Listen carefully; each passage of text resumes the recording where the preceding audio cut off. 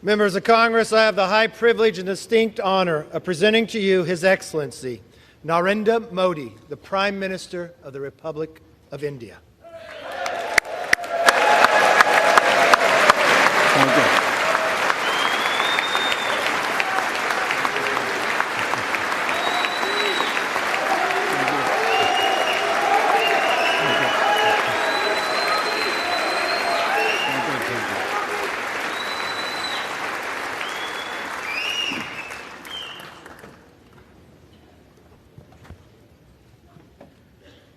Mr. Speaker, Madam Vice President, distinguished members of the U.S. Congress, ladies and gentlemen, Namaskar.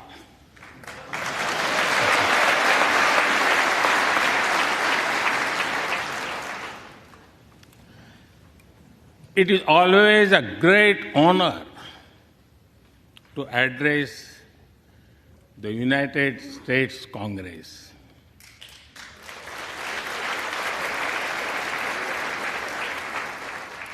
It is an exceptional privilege to do so twice.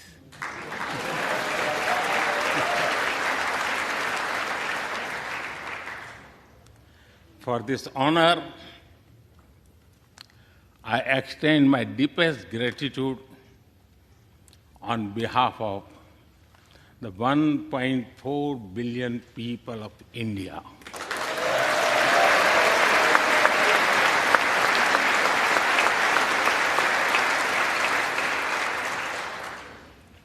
I see that nearly half of you were here in 2016.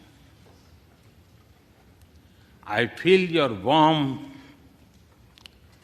as old friends. I can also see the enthusiasm of a new friends in the other half. I remember Senator Harry Reid, Senator John McCain, Senator Orrin Hatch, Elijah Cummings, Elsie Hastings, and others who I met here in 2016 and who are sadly no longer with us. Mr. Speaker, standing here 7 Junes ago, that is the June when Hamilton swept all the awards, I said that the hesitations of history were behind us.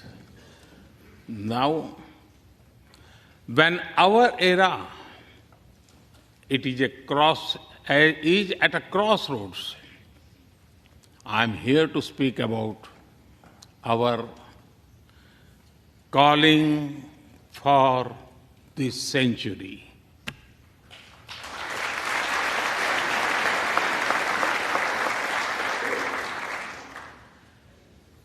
Through the long and widening road that we have traveled, we have made the test of friendship.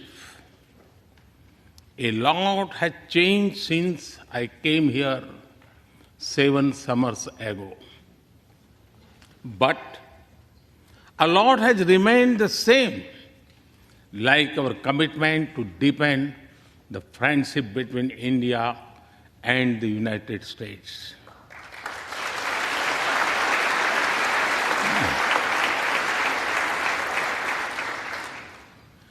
In the past few years, there have been many advances in AI, artificial intelligence.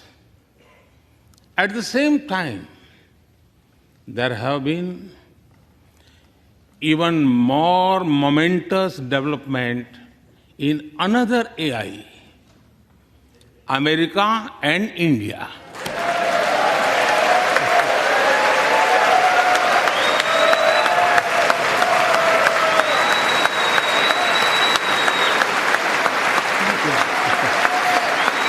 Thank you.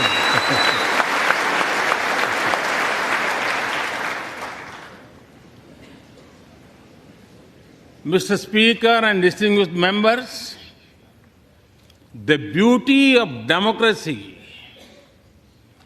is the constant connect with the people, to listen to them and feel their pulse.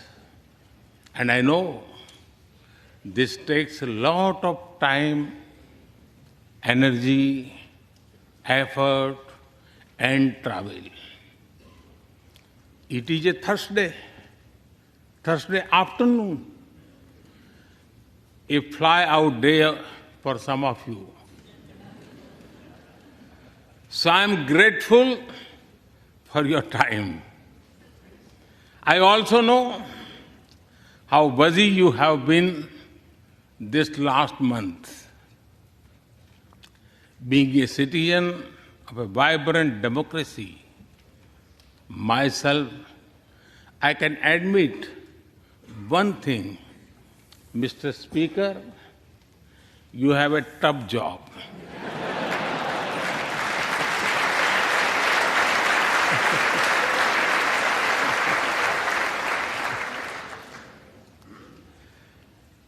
I can relate to the battles of patience, persuasion, and policy. I can understand the debate of ideas and ideology. But I am delighted to see you come together today to celebrate the bond between world's two great democracies, India and the United States. Thank you.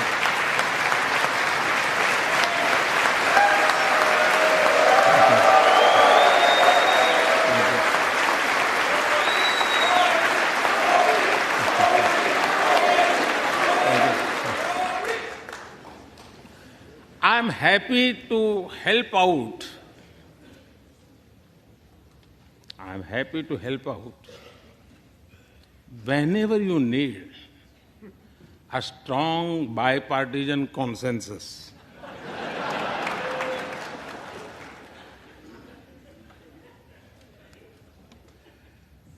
There will be and there must be a contest of ideas at home. But we must also come together as one when we speak for our nation.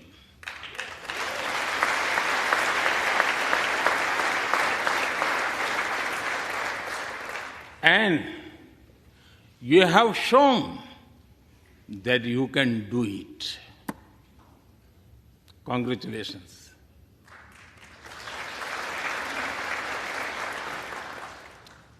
Mr. Speaker, the foundation of America was inspired by the vision of a nation of equal people. Throughout your history, you embraced people from around the world, and you have made them equal partners in the American dream.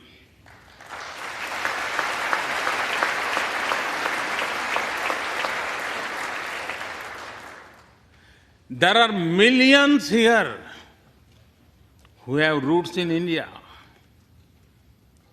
Some of them sit proudly in this chamber.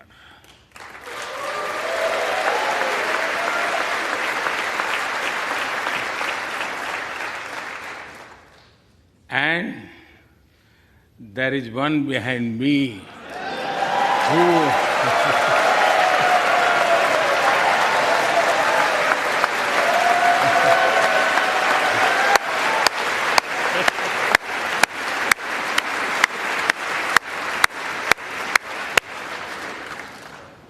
who has made history. I am told that the Samosa caucus is now the flavor of the house. I hope it grows and brings the full diversity of Indian cuisine here.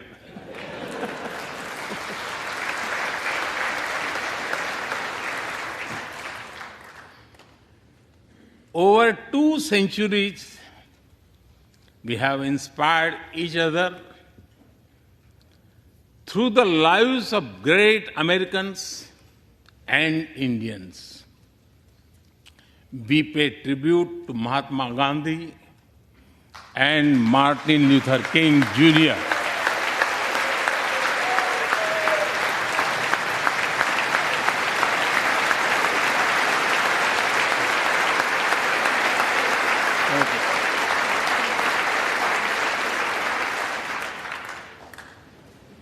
We also remember many others who work for liberty, equality, and justice.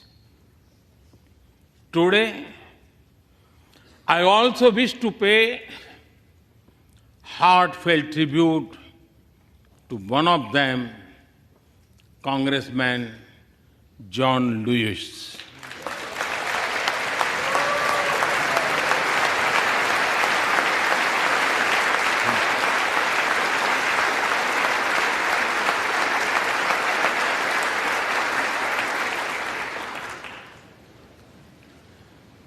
Mr. Speaker, democracy is one of our sacred and shared values. It has evolved over a long time and taken various forms of systems.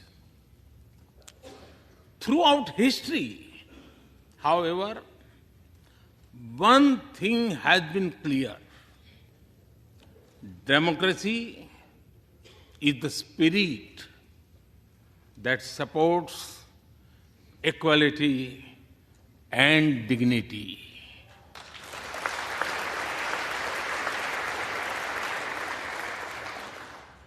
Democracy is the idea that welcomes debate and discourse. Democracy is the culture that gives wings to thought and expression. India is blessed to have such values from times immemorial. In the evolution of the democratic spirit, India is the mother of democracy.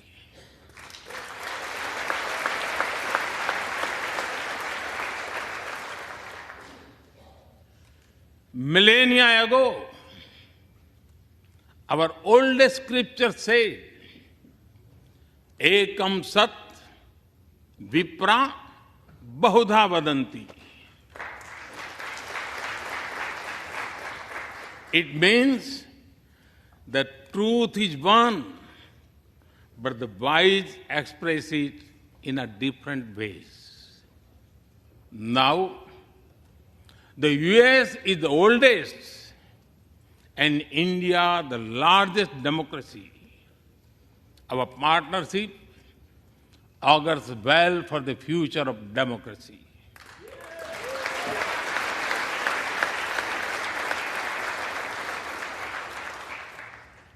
Together, we shall give a better future to the world and a better world to the future.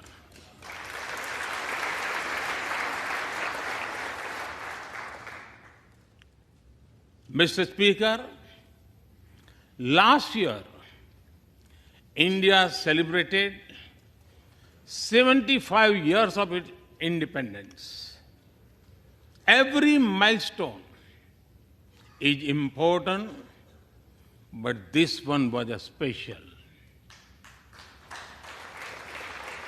We celebrated a remarkable journey of over 75 years of freedom after 1,000 years of foreign rule in one form or another. This was not just a celebration of democracy, but also of diversity. Not just of constitution, but also of its spirit of a social empowerment. Not just of our competitiveness and cooperative federalism, but also of our essential unity and integrity.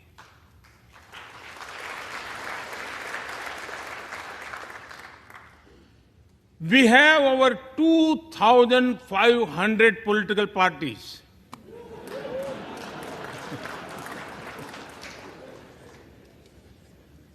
Yes, you heard that right. 2,500. About 20 different parties govern various states of India.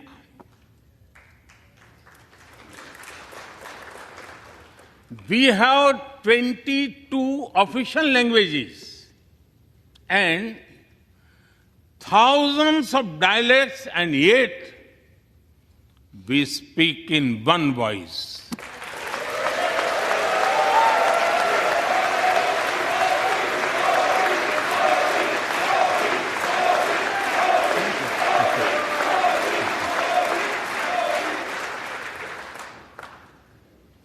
Every 100 miles, our cuisine changes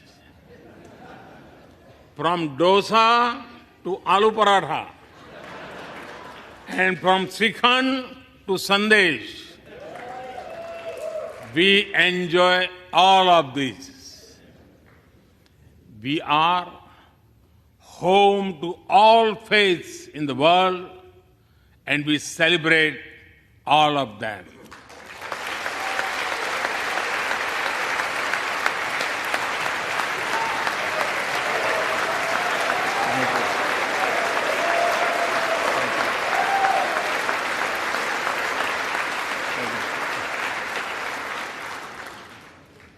In India, diversity is a natural way of life.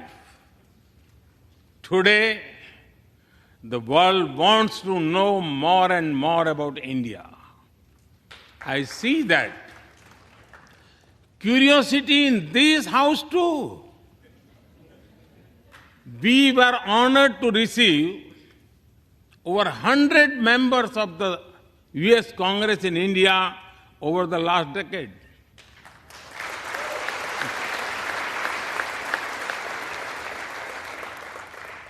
Everyone wants to understand India's development, democracy, and diversity. Everyone wants to know what India is doing right and how. Among close friends, I am happy to share the same. Mr. Speaker, when I first visited the US as a Prime Minister, India was the 10th largest economy in the world. 10th. Today, India is the 5th largest economy.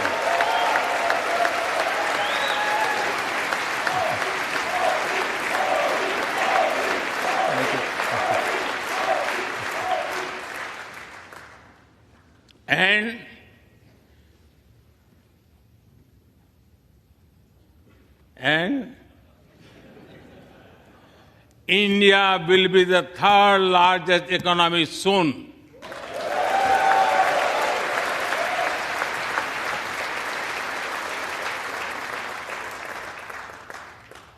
We are not only growing bigger,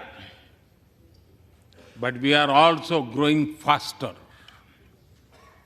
When India grows, the whole world grows.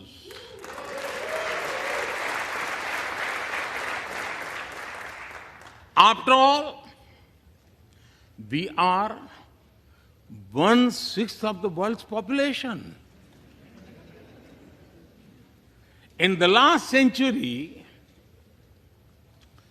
when India won its freedom, it inspired many other countries to free themselves from colonial rule.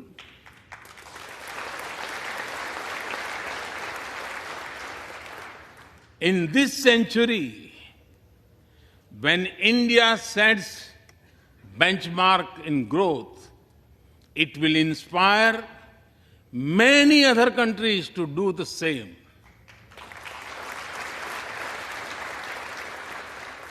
Our vision is सबका साथ, सबका विकास, सबका विश्वास, सबका प्रयास. It means together for everyone's growth, with everyone's trust and everyone's efforts. Let me share with you how this vision is translating into action with speed and scale. We are focusing on infrastructure development. We have given nearly 40 million homes to provide shelter to over 150 million people.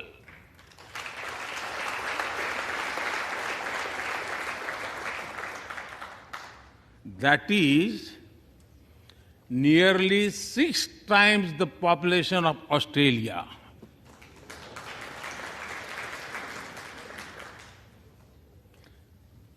We run a national health insurance program that ensures free medical treatment for about 500 million people.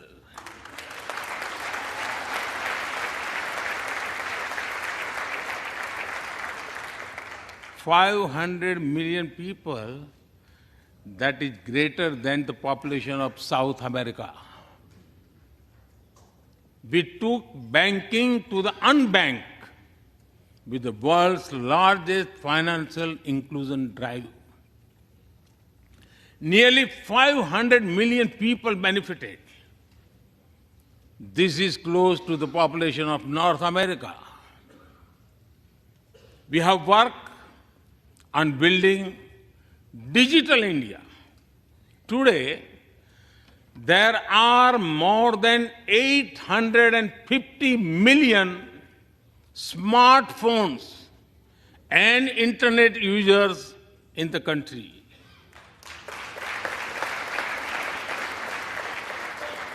This is more than the population of Europe. We protected our people with 2.2 billion doses of made in India COVID vaccines.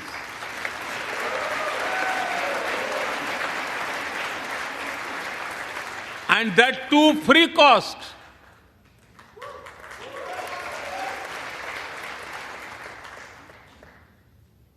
I may be running out of continent soon, so I will stop here. Distinguished members, the Vedas are one of the world's oldest scriptures. They are a great treasure of humanity composed thousands of years ago.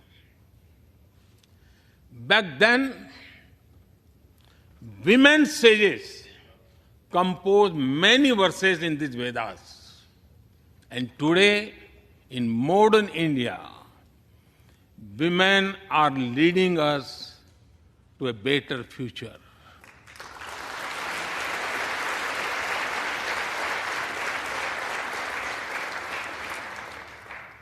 India's vision is not just of development which benefits women.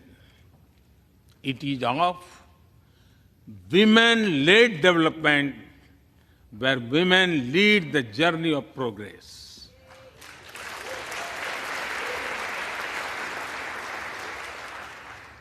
A woman has risen from a humble tribal background to be our head of states.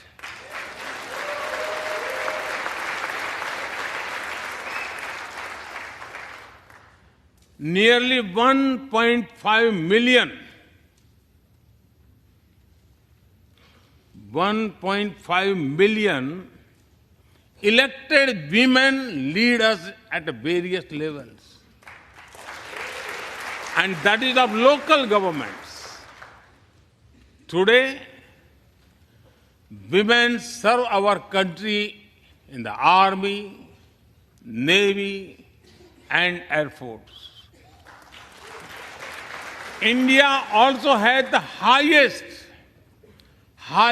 percentage of women airline pilots in the world.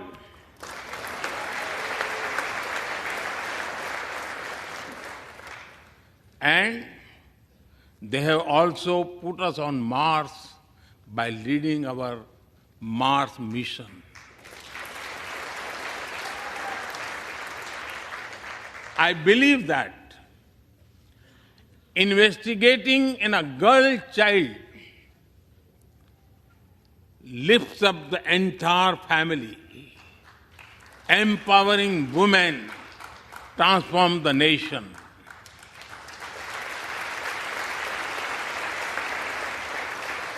Mr. Speaker, India is an ancient nation with a youthful population.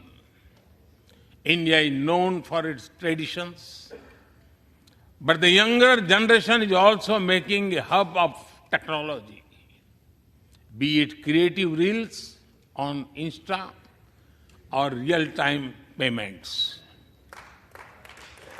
Coding or quantum computing, machine learning or mobile apps, fintech or data science, the youth of India are a great example of how a society can embrace latest technology. In India, technology is not about innovation, but also about inclusion. Today, digital performance are empowering the rights and dignity of people while protecting privacy.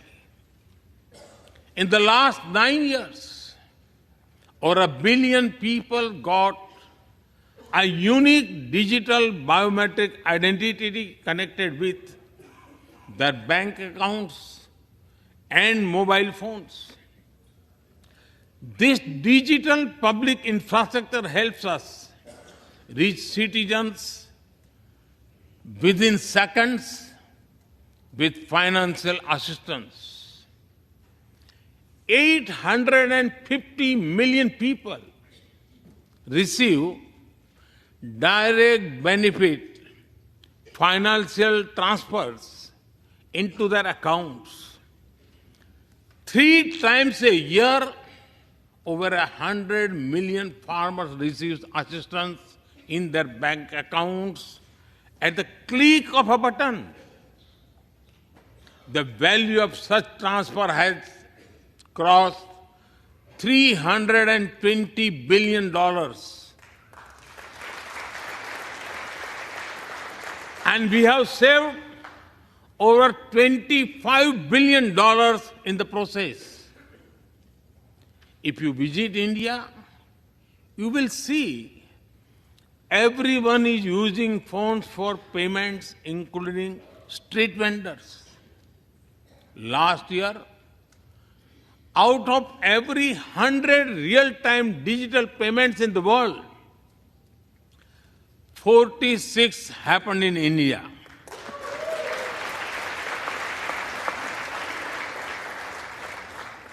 Nearly 400,000 miles of optical fiber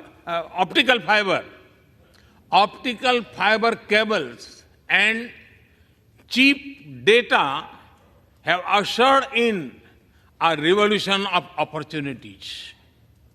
Farmers check weather updates, the elderly get social security payments, students access scholarships, doctors deliver telemedicine, fishermen check fishing grounds, and small businesses get loans with just a tap on their phones.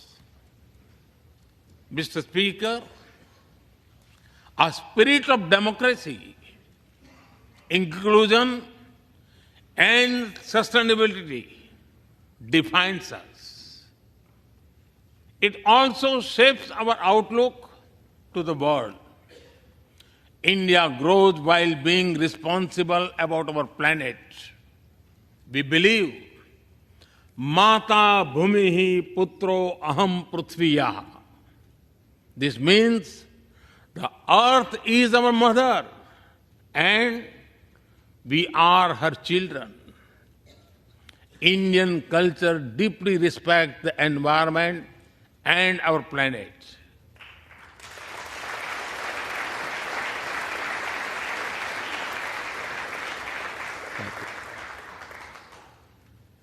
While becoming the fastest growing economy, we grew our solar capacity by 2,300%. Yes, you have heard right. 2,300%.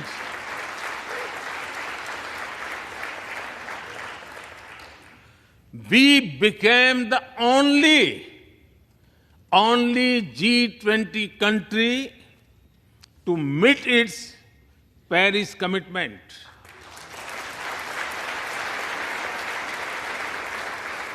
We made renewables account for over 40% of our energy sources, 9 years ahead of the target of 2030. But we did not stop there. At the Glasgow summit, I proposed Mission Life, lifestyle for environment. This is a way to make sustainability a true people's movement. To live it, to be the job of governments alone. By being mindful in making choices, every individual can make a positive impact. Making sustainability a mass movement, we help the world reach the net zero target faster. Our vision is pro-planet progress. Our vision is pro-planet prosperity. Our vision is pro-planet people.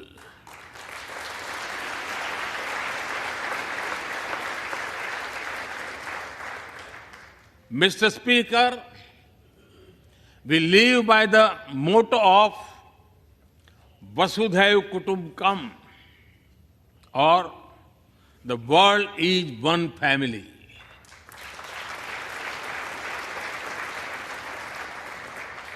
Our engagement with the world is for everyone's benefit. The one sun, one world, one grid seek to join us.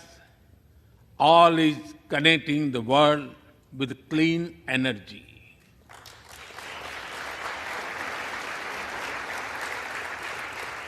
One Earth, One Health is a vision for global action to bring quality health care to everyone, including animals and plants.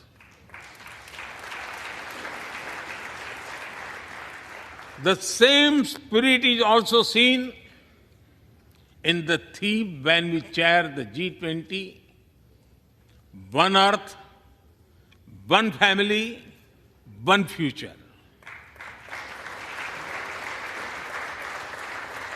We advance the spirit of unity through yoga as well. Just yesterday, the whole world came together to celebrate the International Day of Yoga.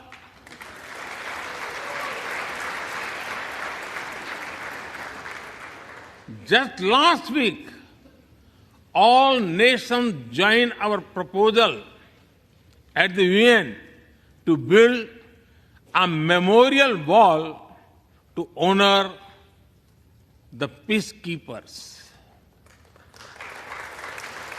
And this year, the whole world is celebrating the International Year of Millets to promote sustainable agriculture and nutrition alike.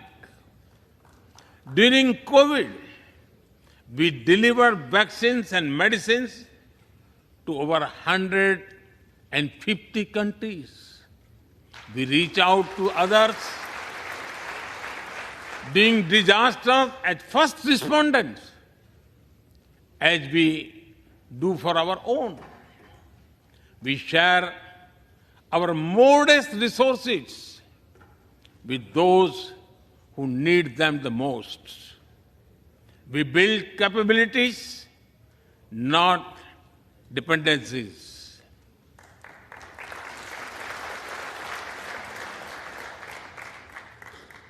Mr. Speaker, when I speak about India's approach to the world, the United States occupy a special place. I know. Our relations are of great importance to all of you. Every member of this Congress has a deep interest in it. When defense and aerospace in India grow, industries in the state of Washington, Arizona, Georgia, Alabama, South Carolina, and Pennsylvania thrive.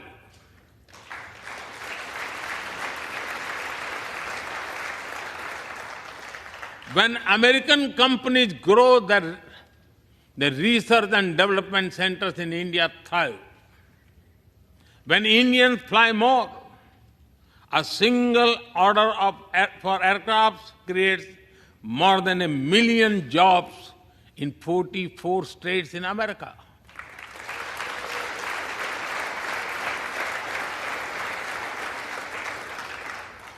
When an American phone makers invest in India, it creates an entire ecosystem of jobs and opportunities in both countries.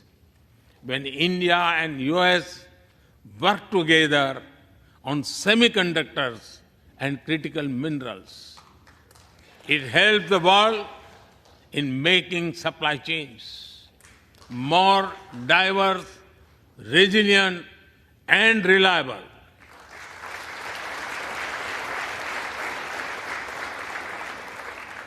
Indeed, Mr. Speaker,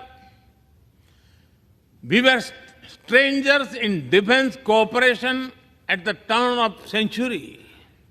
Now, the United States has become one of our most important defense partners.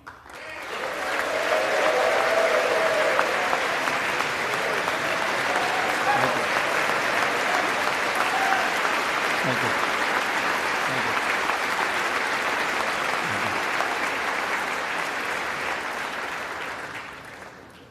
Today, India and the US are working together in space and in the seas, in science and in semiconductors, in startups and sustainability, in tech and in trade, in farming and in finance, in art and artificial intelligence, in energy and education, in healthcare and humanitarian efforts.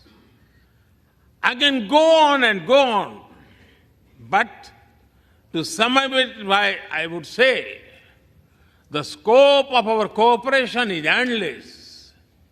The potential of our synergies is limitless. And the chemistry in our relations is effortless.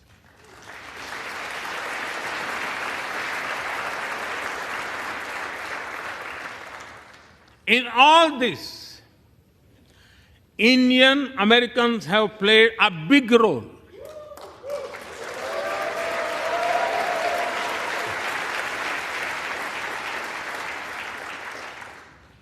They are brilliant in every field, not just in spelling bee.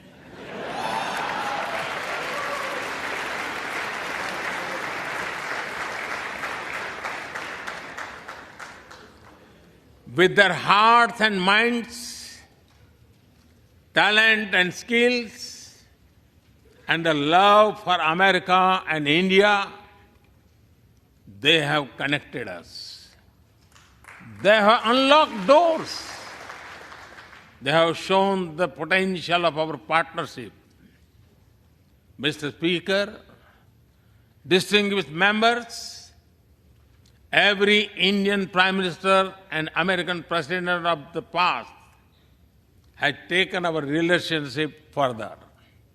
But our generation has to honor of taking it to greater heights.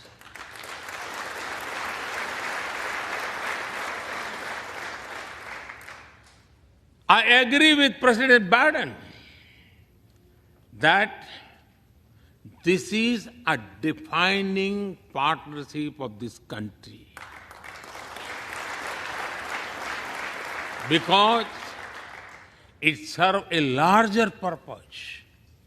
Democracy, demography, and destiny give us the purpose. One consequence of globalization has been to cover over concentration of supply chains.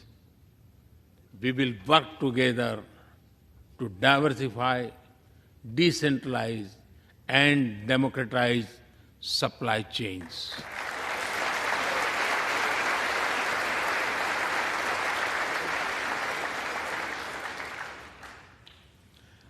Technology will determine the security, prosperity, and leadership in the 21st century. That is why our two countries established a new initiative for critical and emerging technologies.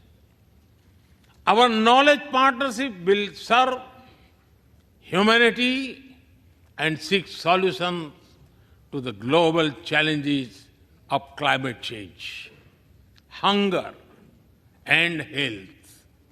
Mr. Speaker and distinguished members, the last few years have seen deeply disruptive developments. With the Ukraine conflict, war has returned to Europe. It is causing great pain in the region. Since it involves major powers, the outcomes are severe. Countries of the global south have been particularly affected. The global order is based on the respect for the principle of the UN Charter, peaceful resolution of disputes, and respect for sovereignty and territorial integrity.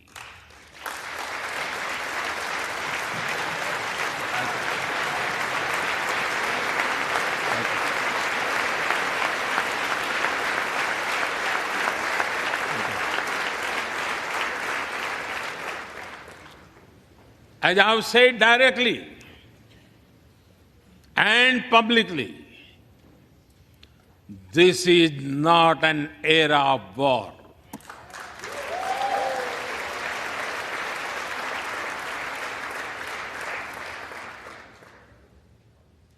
But it is one of dialogue and diplomacy. And we all must do what we can to stop the bloodshed and human suffering.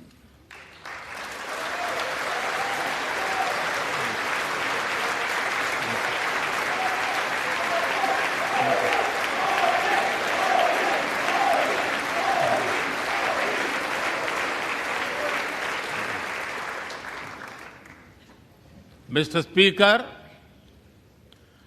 the dark clouds of coercion and confrontation are casting their shadow in the Indo-Pacific. The stability of the region has become one of the central concerns of our partnership.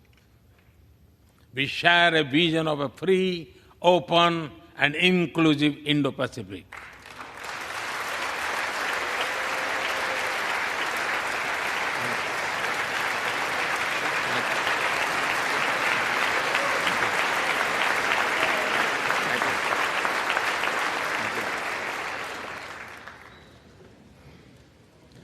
Connected by secure seas, defined by international law, free from domination, and anchored in ASEAN centrality.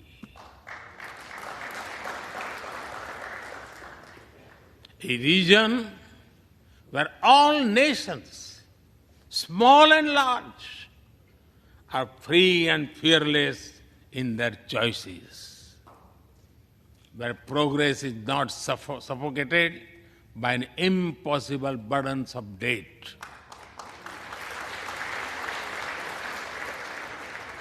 Where connectivity is not leveraged for strategic purposes, where all nations are lifted by the high tide of shared prosperity.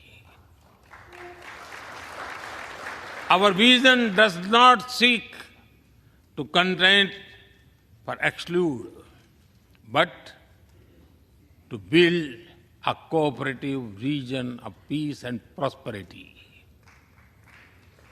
We work through regional institutions and with our partners from within the region and beyond. Of this, Code has emerged as a major force of good for the region.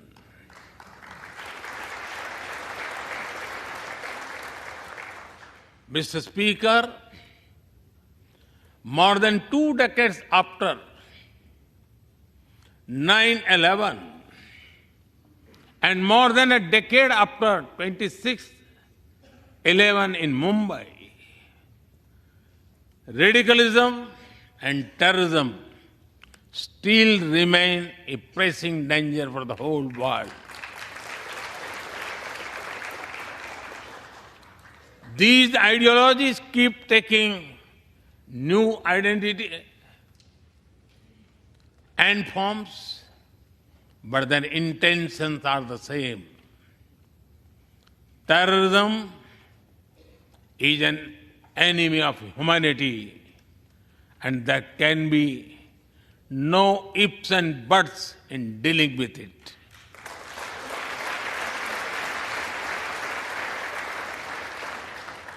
We must overcome all such forces sponsoring and exporting terror.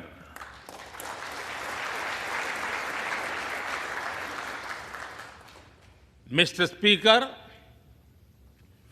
COVID-19's biggest impact was the human loss and suffering it caused. I wish to remember Congressman Ron Wright and the staff members who lost their lives to COVID. As we emerge out of the pandemic, we must give shape to a new world order. Consideration, care, and concern are the need of the hour. Giving a voice to the global south is the way forward. That is why I firmly believe that the African Union be given full membership of G20.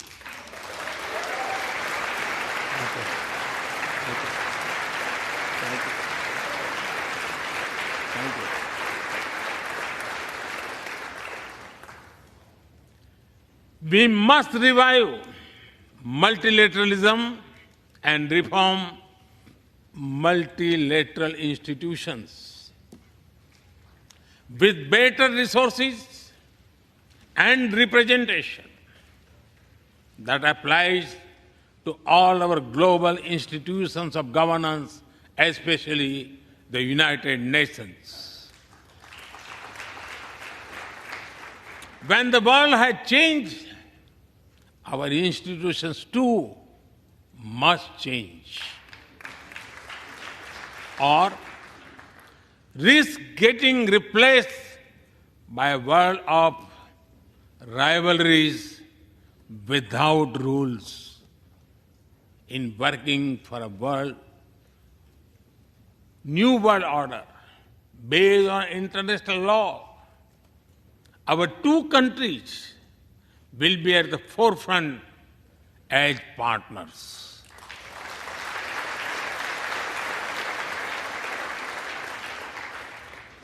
Mr. Speaker and distinguished members, today we stand at a new dawn in our relationship that will not only shape the destiny of our two nations, but also that of the world.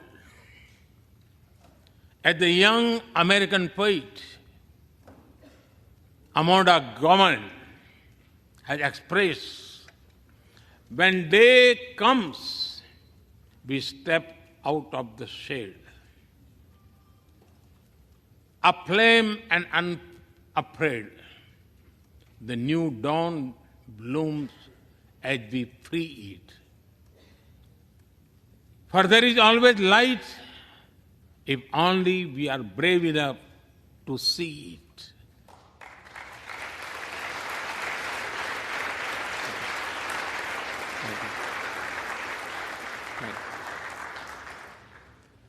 Our trusted partnership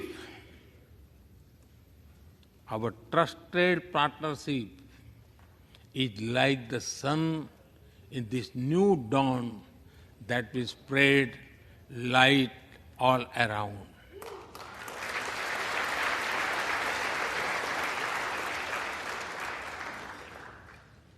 I am reminded of a poem that I once wrote. आसमान में सिर उठाकर घने बादलों को चीर कर रोशनी का संकल्प ले, अभी तो सूरज उगा है।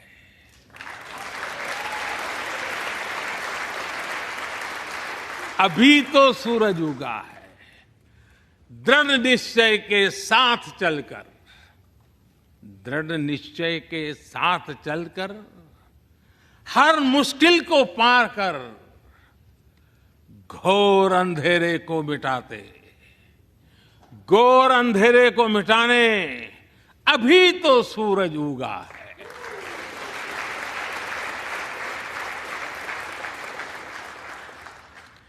If I were to say it in English, it would be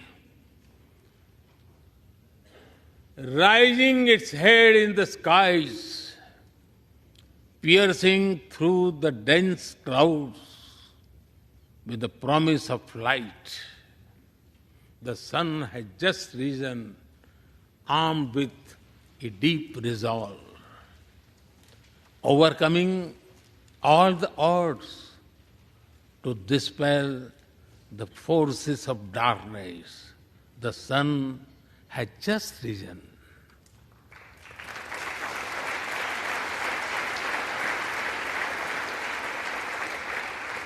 Mr. Speaker and distinguished members, we come from different circumstances and history, but we are united by a common vision and by a common destiny.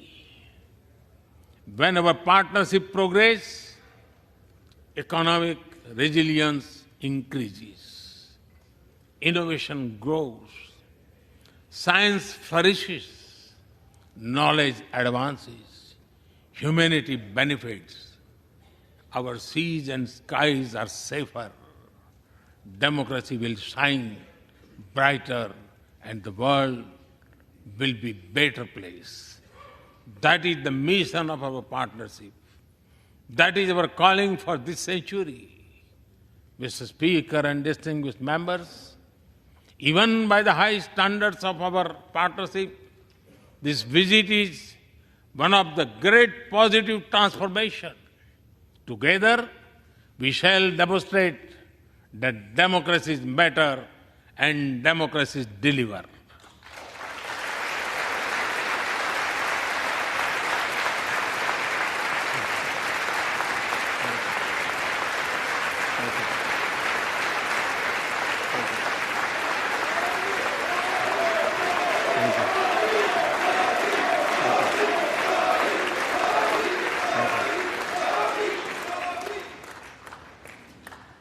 I count on your continued support to the India-US partnership. When I was here in 2016, I said that our relationship is primed for a momentous future. That future is today.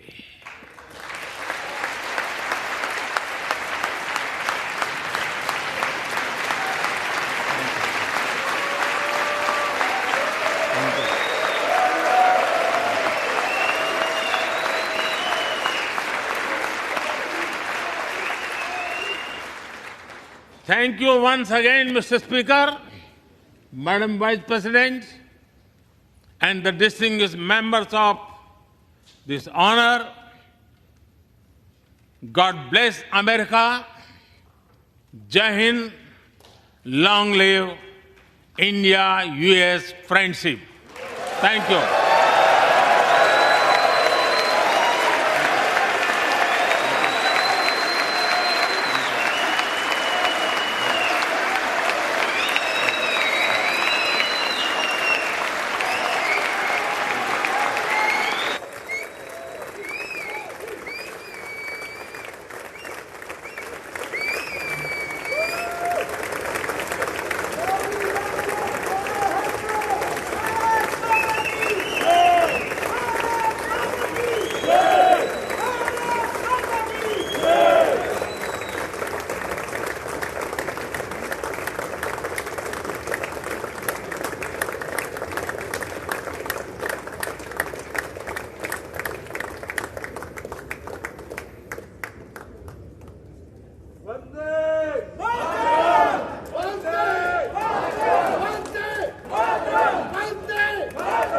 Bharat माता की जय।